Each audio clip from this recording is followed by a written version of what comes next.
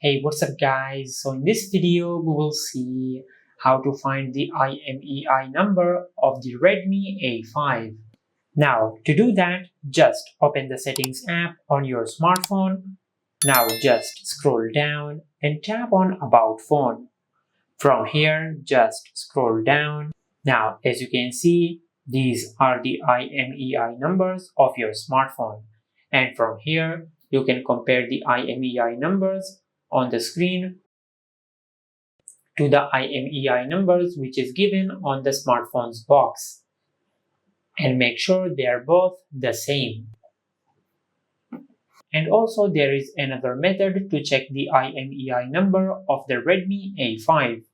Just go to your home screen and open the dialer app. Now just dial *#06#. Now, as you can see, these are the IMEI number of your smartphone.